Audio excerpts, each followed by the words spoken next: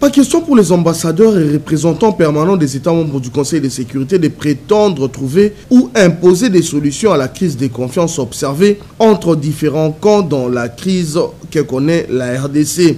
Les membres du Conseil ont déclaré, tout en respectant la souveraineté du pouvoir de Kinshasa, avoir simplement échangé avec tous un peu comme pour en savoir plus. D'abord, il ne m'appartient pas et il ne nous appartient pas de parler au nom des différentes personnalités que nous avons rencontrées par respect élémentaire. C'est à elles, à ces personnalités, bien sûr, qu'il appartient de communiquer comme elles l'entendent.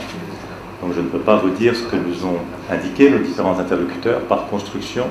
Je peux vous dire en revanche que nous avons évoqué toutes les questions avec tous nos interlocuteurs. Nous n'avons rien laissé sous la table, dans la plus grande transparence, pour évoquer avec chacun et chacune des interlocuteurs rencontrés l'ensemble des questions. Donc pour être tout à fait clair, oui, la question des machines à voter a naturellement été évoquée. Elle fait partie de notre menu très riche de thèmes.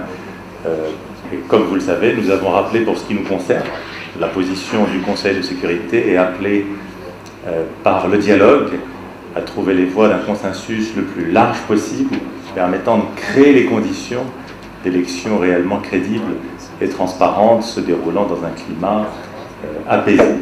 Au sujet de la logistique pour les élections, tout comme la MONUSCO ne cesse de le dire, les membres du Conseil des Nations Unies restent en mode stand-by en attendant que sollicitations soient faites par la RDC.